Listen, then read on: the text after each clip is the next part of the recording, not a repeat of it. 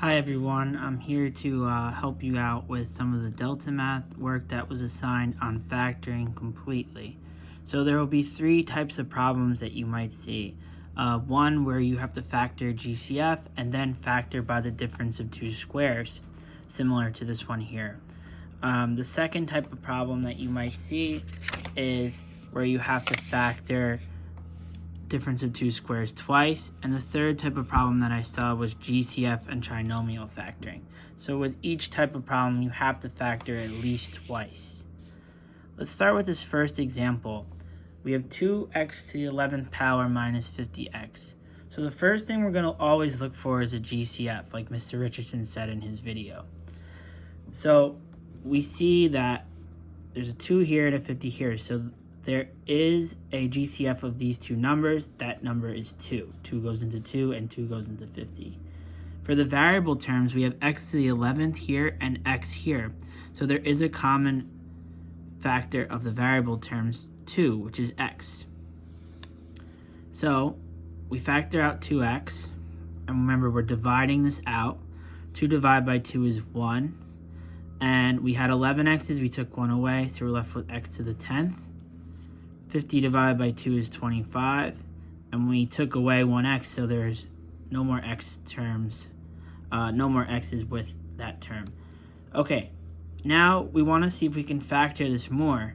So we want to check to see if this is a difference of two squares. In this case it is, because remember this coefficient is 1, and the square root of 1 is 1, so it's a perfect square, and the square root of 25 is 5. We can also factor this as a difference of two squares because the exponent is a multiple of 2. So because it is even, we are able to factor this more. All right, so again, the rule is we take the square root of both. And what I'm going to do with this power here is just divide it in half. So I'm going to put 5 of my x's here in the first term, and then I'll put 5 in the second term. And now the rule is for difference of squares, we use two opposite signs. So one will be plus, one will be minus. And we said the square root of 25 is 5, so I'm going to put a 5 here and a 5 here. If you check your work by foiling, it will you'll get back to this in standard form. I'm not going to do it right now for the sake of time, but this is how you would factor with the GCF and the difference of two squares.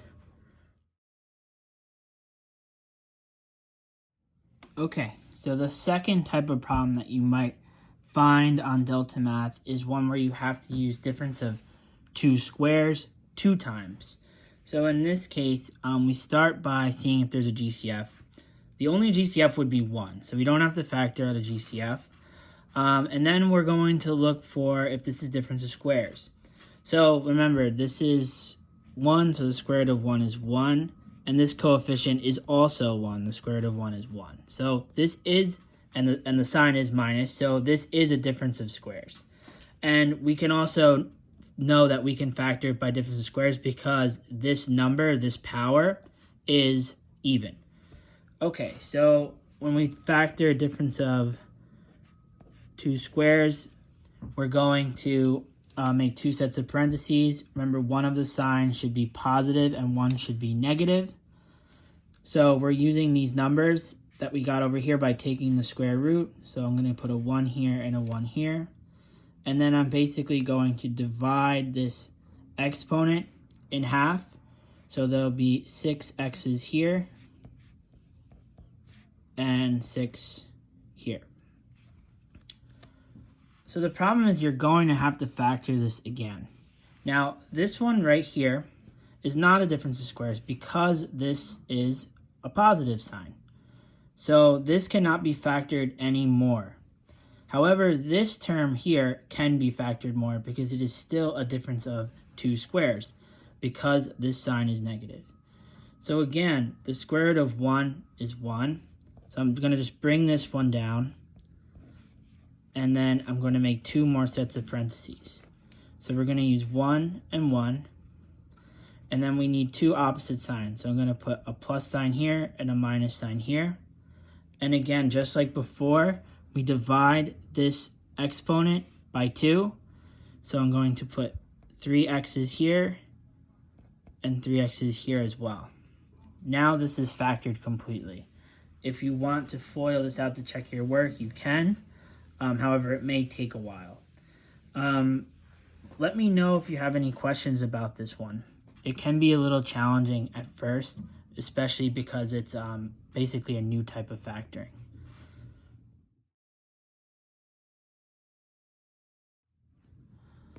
Okay, the third type of factoring that you may encounter on Delta Math is a combination of GCF factoring and trinomial factoring. So again, the first thing I want to do is look for the GCF.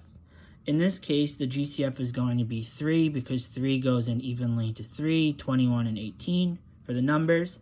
And the lowest power of the common variables would be, in this case, x. So I'm going to factor out a 3x. And remember, you're dividing that out. So 3 divided by 3 is 1. So I'm left with, and we're taking away 1x, so I'm left with x to the second. 21 divided by 3 is 7. I'm taking away one of the x's, so I'm left with 7x. And 18 divided by 3 is 6, and I'm taking away the x. All right, now I have to look to see if I can factor this term in the parentheses any further. So I'm looking for numbers that multiply to 6, right, and add to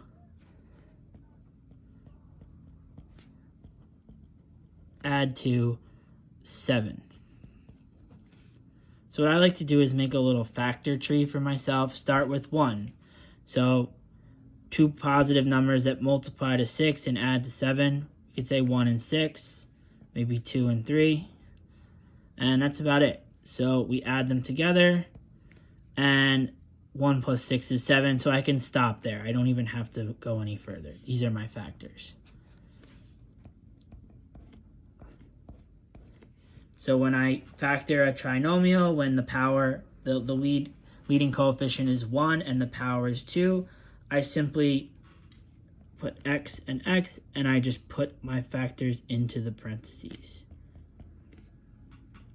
And that's it for this one. That's all you have to do to factor. Let me know if you have any questions in the comments of the video, either on Google Classroom or on the YouTube page, and I'll try to answer them to the best of my ability. If you have any specific questions related to your Delta Math assignment, maybe screenshot the question and send them to me so I can answer that for you. Have a good day, everyone, and please make sure that you're catching up on your work.